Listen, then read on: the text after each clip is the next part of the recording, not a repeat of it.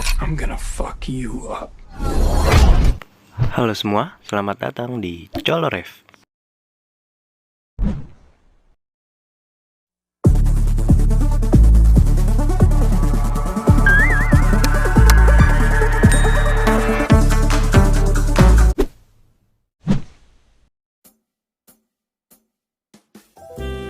Halo para orang-orang gabut dan para kaum berbahan di seluruh alam semesta yang hobinya nonton film online tapi mesti pakai kuota malam, wifi colongan, atau bahkan kuota orang tua. Dasar jahanam. Bersama saya Colo yang akan merangkum alur sebuah film sehingga kalian gak perlu lagi streaming atau download film yang mengakibatkan kalian kena pop-up dan dialihkan ke situs pembesar kelamin, video online, atau bahkan Lazada. Dalam pembahasan alur cerita film kali ini akan mengisahkan seorang bapak-bapak gabut yang menjalani harinya dengan kegiatan yang amat sangat monoton. Namun, akibat suatu peristiwa membuat dia menjadi seorang kang gelut yang brutal dan penuh baku hantam. Penasaran kan? Yuk daripada berlama-lama yang akan menghabiskan waktu nganggur saya yang akan digunakan untuk menemati serial terbaru dari bintang film kesukaan saya, yaitu Lana Rhoades, maka persiapkan diri kalian dari posisi tersantuy. Mari kita mulai. Tua gak berang-berang bawa tongkat berangkat. هلا رمانة هلا رمانة الحلوة زعلانة حلوة زعلانة مين راضيها أنا راضيها مين راضيها هلا أنا راضيها هلا هلا حلوة زعلانة الحلوة زعلانة.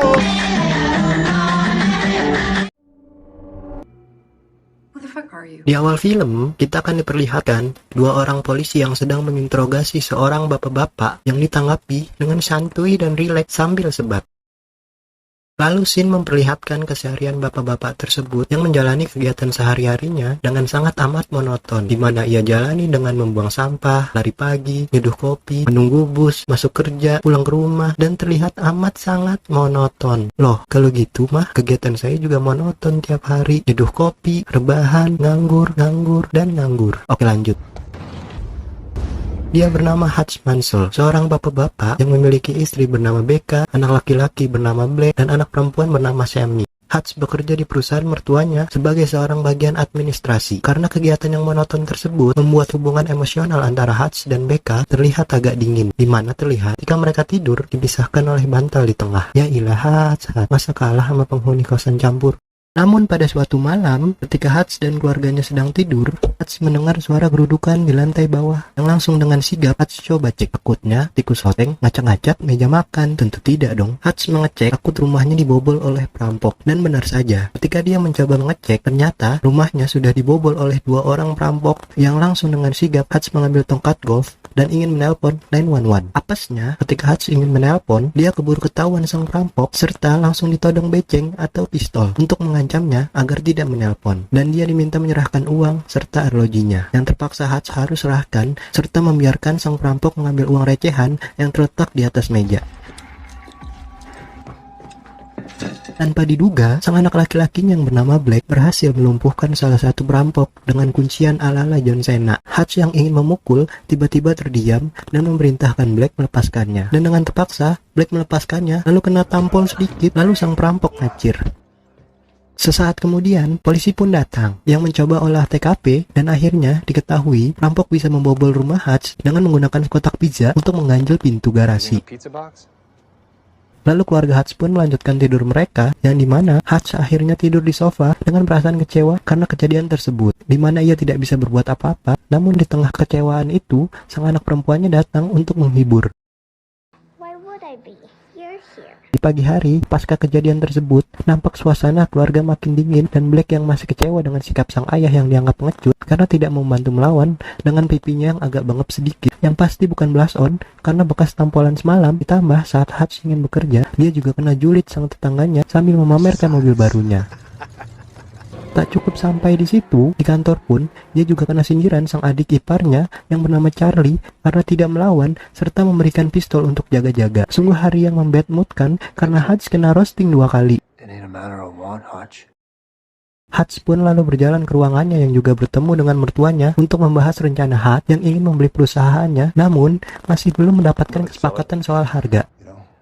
Ketika Hutch di ruangannya, dia terlihat berbicara dengan seseorang di radio, di mana dia menceritakan masalah perampokan yang ia alami, tapi tanpa diduga, Hutch dengan jelas bisa menjelaskan dengan sangat detail peristiwa perampokan yang dialaminya, seperti fisik sang perampok, motivasinya, serta senjata yang digunakan. Bagaimana bisa dia dengan sangat jelas dan detail menjelaskan kejadian tersebut. Hutch menjelaskan jika sang perampok terpaksa dikarenakan terdesak kebutuhan. Mungkin efek pandemi yang inisialnya C sehingga membuat mereka begitu. Karena mau usaha jualan juga takut kena denda 5 juta atau bahkan kena semprot air. Kalau misalnya mereka jualan soto terus kena siram air, kan kuah sotonya jadi hambar. Loh, kok jadi kemana-mana? Oke, lanjut. Dan akhirnya juga terungkap alasan Hutch untuk tidak melawan, dikarenakan pistol mereka kosong tanpa pelor, dan akan makin membuat penasaran siapa sebenarnya Hutch ini dan siapakah orang yang di radio tersebut.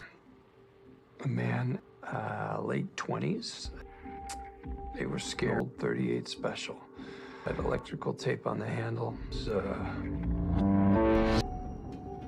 Empty. Sore harinya, setelah Hutch pulang dari kantor, dia terlihat mengunjungi ayahnya di panti jompo yang terlihat sedang menonton Ikatan Cinta. Hey, Dad. Itu karena lo. Sadar gak? Kamu yang harusnya sadar. Kamu harusnya bisa maafin diri kamu sendiri. Sesudah menjenguk sang ayah, Hutch pun melanjutkan perjalanannya pulang. Namun, saat ia sampai di rumah, Sammy sang anak perempuannya terlihat kebingungan karena kalung kucingnya hilang yang diletakkan di wadah, di mana pada malam itu sang perampok mengambil uangnya di situ. Tanpa banyak basa-basi serta babi bu, Hutch pun langsung kembali ke panti jompo dan langsung ke kamar sang ayah untuk mengambil perlengkapan yang dimana Hutch mengambil sebuah pistol dan sebuah kartu tanda FBI yang makin membuat kita dibuat penasaran tentang siapakah Hutch ini serta masa lalunya. Dan juga terlihat sang ayah Hutch menghampirinya untuk memberikan semangat. Hutch pun bergegas pergi untuk menelusuri jejak sang perampok bermodalkan tato yang telah Hutch gambar ketika ia melihat tato sang perampok di lengannya pada malam saat kejadian. Dia keluar masuk tempat pembuatan tato untuk mencari jejak sang perampok. Sampai akhirnya dia mendatangi tempat tato yang kelihatannya tahu keberadaan mereka, di mana saat Hutch masuk, di situ berisi orang-orang kekar dan seorang abah-abah yang pada awalnya mereka mengejek kartu tanda FBI Hutch yang telah kadaluarsa. Tapi tanpa diduga, saat sang abah melihat tato di lengan Hutch, dia langsung ngakir kabur dan sepertinya tidak mau berurusan dengan Hutch dan langsung mengunci pintunya dan membuat para pria kekar tadi diam dan langsung membantu Hutch serta memberitahu lokasi orang yang dia cari. Kok bisa gitu loh? Langsung jiper gitu. Apakah itu kodamnya Hutch yang membuat mereka takut? Entahlah, mari kita lanjutkan. Send me in the direction. Setelah mendapatkan informasi yang berasal dari orang-orang kekar nan maco tadi, Hutch pun bergegas OTW ke rumah sang perampok, yang dimana kedua perampok tersebut adalah sepasang suami istri dan sedang asik ingin menyeduh pop mie, yang dimana Hutch telah diam-diam masuk dan langsung memberikan sedikit giveaway berupa tampolan mungkin untuk membalaskan apa yang dia lakukan ke Black. Dan Hutch juga meminta arlojinya kembali serta menanyakan kalung kucing milik Sammy. Tapi saat Hutch ingin menuntaskan baku hantamnya yang sudah diubun-ubun, dia mendengar tangisan anak mereka yang masih bayi, dan saat itu Hutch langsung merasa bersalah serta pergi. Hutch yang hasrat baku hantamnya serta gelutnya belum tersampaikan, dia akhirnya menonjok-nonjok tembok hingga tangannya terluka. Mungkin pikir Hutch, gak ada orang buat gelut, tembok bolehlah, jadi gasin aja. Hutch pun kembali pulang dengan keadaan termenung. Namun, saat dia sedang asik bengong, tiba-tiba ada sebuah mobil yang ugal-ugalan dan langsung memapas bus yang dinaiki Hutch. Disertai keluarnya pria-pria oleng yang mungkin juga sudah kekencangan karena mabui atau kebanyakan ngamer mixovel dan langsung berusaha masuk ke dalam bus untuk merusuh. Yang dimana Hutch di sini lalu tersenyum mungkin karena hasrat baku hantamnya sempat tertunda dan bisa melampiaskannya ke mereka. Dan dengan santuy menutup pintu bus, lalu Hutch mengajak mereka gelut di mana solo versus squad. Mari kita nikmati aksi gelutnya. お前はもう死んでいる。何？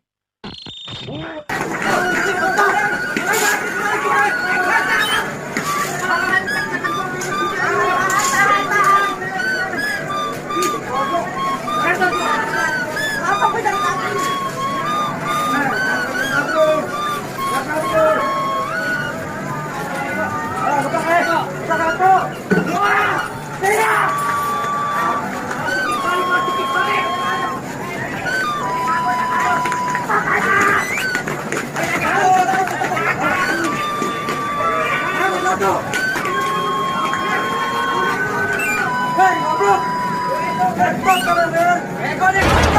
Ngobrol,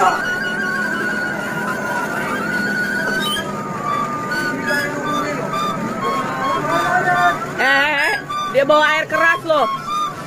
Setelah pergelutan sengit solo versus squad yang akhirnya bisa dimenangkan oleh Hutch dan membuat kita makin penasaran sekali lagi dengan Hutch, bagaimana bisa seorang bapak-bapak yang tadinya kalem bisa berubah menjadi serem. Hutch lalu pulang dengan berjalan kaki, di mana tubuhnya terluka dengan luka bonyok dan memar, yang pokoknya babak belur. Dia pun sampai di rumah yang dimana Becca telah menunggunya dan kaget melihat dengan kondisi babak belur. Becca pun akhirnya mengobati Hutch, dan di sini akhirnya Hutch curhat ke Becca. Lalu dia merindukan suasana dahulu yang mesra, mana mereka tidak dingin, apalagi Hutch sangat rindu berkembang biak dengan Becca, yang dimana Hutch juga sudah lama tidak ganti oli putih dan sangat rindu berkembang biak karena harus ada generasi bangsa yang dilahirkan dan dihasilkan, yang membuat hati Becca tersentuh dan akhirnya bantal pemisah yang di kasur mereka dipindahkan oleh Becca karena curhatan sang Hutch. Nah, gitu dong, kalau ada masalah ngomongin berdua, jangan malah instastory di akun kedua Instagram.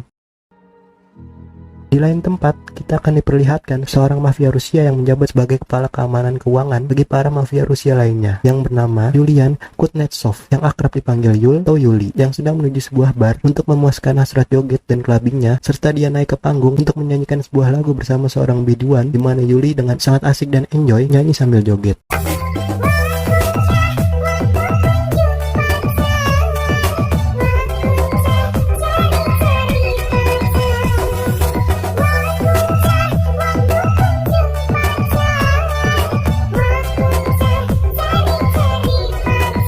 Setelah asik berjoget, Yuli pun turun untuk menemui para kliennya. Namun, saat ia sedang asik berbincang, ada klien Yuli yang menegurnya karena dirasa penampilan Yuli di atas panggung bisa membuat kliennya ragu. Yuli yang tersungging dan merasa kejantanannya dipertanyakan, akhirnya menunjukkan bakatnya dengan menabokkan pecahan gelas ke seorang pria.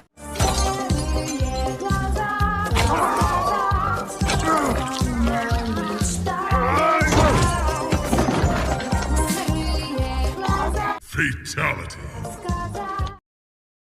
Saat sedang asik obrolan serta musik jedak-jeduk remix ala klub malam, si Yuli mendapat telepon yang mengabarkan bahwa adiknya masuk rumah sakit, dan ternyata adik Yuli terlihat sedang koma dan terlihat babak belur. Sinilah terkuak fakta bahwa yang Hutch saja gelut di bus adalah adiknya Yuli, yang membuat Yuli murka dan langsung berusaha mencari tahu siapa yang membuat adiknya babak belur gitu. Si Yuli beserta asistennya lalu mendatangi teman-teman adiknya yang juga ikut gelut, dan di sini mereka menyerahkan kartu bus Hutch untuk diselidiki Yuli untuk membalaskan dendam adiknya.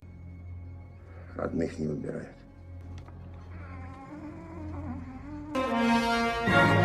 Kembali ke keluarga Hutch, di mana pagi harinya berkat curhat Hutch kepada Becca tentang semalam yang membuat suasana menjadi lebih cair di rumah itu. Mereka sedang asik sarapan bersama, tapi saat sedang asik sarapan, Hutch mendapat telepon dari orang yang biasa mengobrol dengan Hutch di radio yang memberitahu jika Hutch telah gebukin adiknya Yuli yang akan membuatnya mendapat masalah besar dan diminta menemui seseorang di barbershop. Hutch pun sampai di barbershop di mana dia telah ditunggu seseorang berperawakan pelontos yang baru saja melakukan perawatan rambut, serta langsung memberikan dokumen beserta informasi lengkap tentang Yuli yang menjelaskan bahwa Yuli adalah kepala keamanan keuangan gangster Rusia yang bernama Obshak. Di sisi lain, Yuli yang sudah mendapat kartu bus milik Hutch menyuruh asistennya untuk mencari sumber informasi mengenai Hutch, di mana didapatkan alamat panti jompo ayah Hutch tinggal, serta menyuruh asistennya mencari lebih detail mengenai Hutch lewat orang di Pentagon. Setelah mendapatkan data-data Hutch tentang masa lalunya, sang asisten lalu terlihat kaget dan menyerahkan informasi tersebut ke Yuli, di mana sang asisten juga langsung resign karena tidak mau berurusan dengan si Hutch. Udah tahu nyari kerja susah, ini malah main resign aja dasar.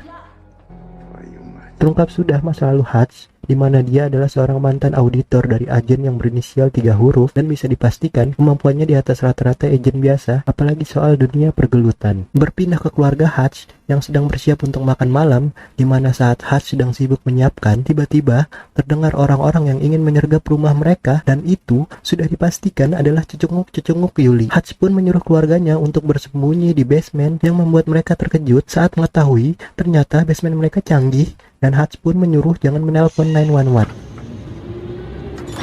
Hutch pun bersiap kembali untuk kedua kalinya solo versus squad. Mari kita nikmati pergelutan duniawi ini.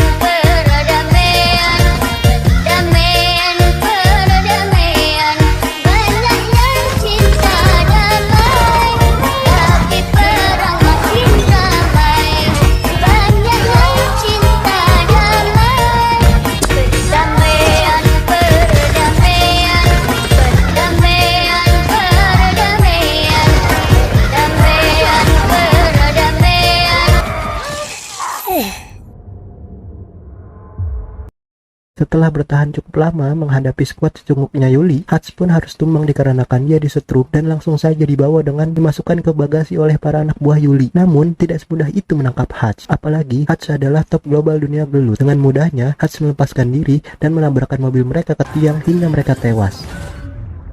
Hutch yang terbebas pun segera ke rumah, tak lupa ia mandi dan membersihkan diri karena kebersihan sebagian dari iman, lalu menemui keluarganya yang bersembunyi di basement dan meminta mereka bersembunyi di tempat aman untuk sementara. Hutch juga mengumpulkan sisa kekayaannya yang berupa emas batangan dan berupa uang dan segera membakar rumahnya untuk menghilangkan bukti mayat-mayat cecunguk Yuli. Lalu pergi meninggalkan rumahnya membawa mobil tetangganya yang pamer ke dia pada scene awal. Lalu kita beralih ke panti jompo yang dimana kamar ayah Hutch disatronin ke orang suruhan Yuli yang ingin membunuhnya. Namun mereka salah sasaran karena di sini ayah Hutch yang sudah tua dan seorang haba-haba malah lebih lincah dan lihai dibanding mereka berdua. Emang layak dijuluki kakek-kakek gaming.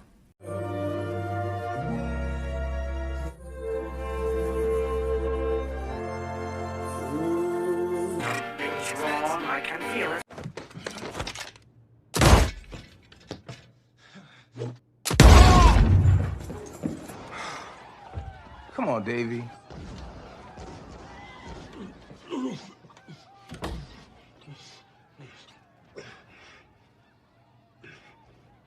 Lalu diperlihatkan si Hutch yang langsung membeli perusahaan mertuanya dan sempat ditentang Charlie karena tidak setuju. Namun Hutch sudah tidak peduli dan langsung menonjok ulu hati Charlie sampai mules. Okay. There you go. Setelah membeli perusahaan milik mertuanya, Hutch selalu punya ide yang sangat barbar dan amat sangat menumbuhkan jiwa gelut di mana dia akan membakar Opshop sehingga dia menyiapkan dengan amat rencana aksinya. Sampailah dia di Opshop dan langsung saja kita mulai aksi ketiga Hutch solo versus squad di mana dia akan membakar Opshop dan menghabisi semua anak buah Yuli.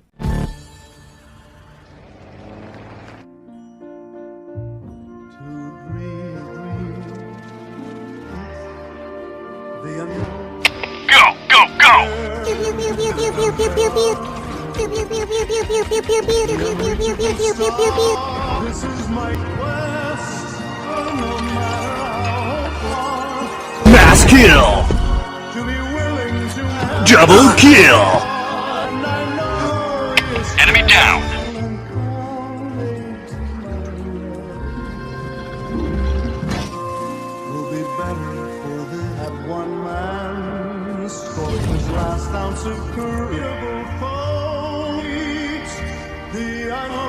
Setelah aksinya yang amat sangat berani karena membakar Opshop, Hutch nampak terlihat dengan sangat santuy menonton pertunjukan Yuli di mana Hutch datang sendiri dan amat sangat-sangat bernyali dikarenakan di sana banyak sekali anak buah Yuli. Namun Hutch bukan orang sembarangan di mana ia telah menyiapkan bom yang bila mana Yuli macam-macam, dia tak segan meledakkan mereka dan akhirnya mereka pun mengobrol bareng untuk pertama kalinya. Di sini Hutch meminta Yuli untuk berhenti mengganggunya dan melupakan masalah mereka berdua. Dan bila Yuli tetap nekat, Hutch tak tanggung jawab akan menghabisinya. Dan dia juga mengatakan ke Yuli kalau dia sudah membakar seluruh Opshop dan asetnya. Lalu meminta Yuli bertaubat karena hidup sementara maka janganlah bermaksiat.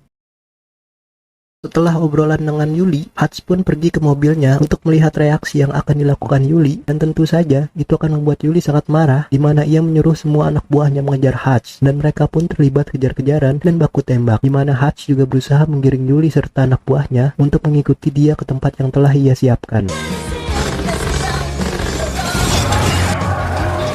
Sampailah mereka di tempat yang Hutch telah siapkan, di mana Hutch terkena tembakan sedikit. Namun, saat dia kesusahan, tiba-tiba ada seseorang yang menolongnya di atas menembak dengan sniper. Dan dia adalah Harry Mansell, orang yang selama ini dihubungi Hutch di radio. Dia juga anak angkat ayah Hutch yang sudah dianggap saudara sendiri oleh Hutch. Namun, yang membuat kaget adalah ayah Hutch yang ikut membantu dan amat sangat bersemangat mendapatkan chicken dinner yang walaupun raga boleh old, tapi jiwa tetap young. Dan kita juga akan melihat pertarungan epik antara 3 orang keluarga lawan Yuli serta cunguk-cunguknya. Mari kita nikmati.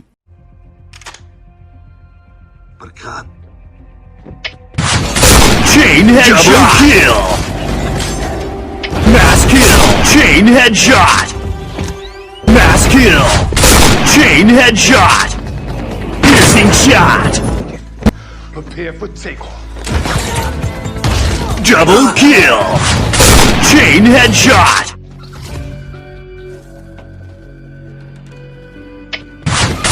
Chain headshot! Double kill! Enemy down!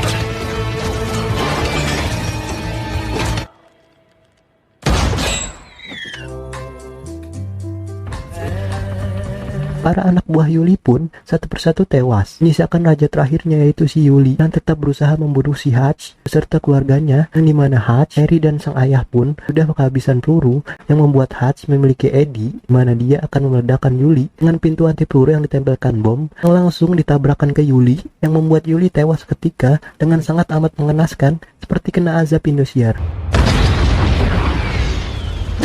Setelah Yuli tewas, mereka bertiga pun berkumpul seperti mengenang masa-masa indah mereka dulu ketika muda, di mana jiwa barbar mereka yang telah mereka pendam selama ini akhirnya tersampaikan dan puas sekali rasanya. Setelah itu pun, polisi lalu datang ke lokasi mereka dan kita akan kembali ke scene awal saat Hutch yang lagi sebat sambil diinterogasi dua orang polisi. Yang di tengah interogasi dua orang polisi tersebut mendapatkan panggilan telepon yang sama-sama menyuruh mereka melepaskan Hutch. Scene akhirnya berpindah saat Hutch dan Becca ingin membeli rumah baru, yang dimana saat sedang mengobrol, Hutch ditelepon seseorang tak dikenal dan akhirnya pun cerita tamat. Tapi bohong, terlihat Harry dan si ayah melakukan perjalanan dengan banyak senjata ke suatu tempat. Dan akhirnya cerita pun beneran tamat. Secara keseluruhan, ini film yang cukup bagus, yang membangkitkan hasrat di jiwa kita untuk terus mengobarkan api kebarbaran serta adrenalin, di mana juga terlihat perubahan karakter yang drastis, di mana dia awalnya seorang bapak-bapak gabut menjadi seorang kang gelut, di mana yang dikira cupu ternyata dia suhu, yang akhirnya terungkap masa lalu si Hutch adalah mantan auditor dari salah satu agent, dan bisa dibilang kemampuannya di atas rata-rata dan dipenuhi dengan action yang cukup menegangkan dan sangat layak ditonton. Jadi sekian saja alur cerita yang saya bawakan, semoga bisa menghibur, dan jangan lupa subscribe, like jika suka, komen juga jangan lupa, boleh request, masukan, atau juga boleh. Sekian alur cerita film yang saya bawakan, saya Colo, bye-bye.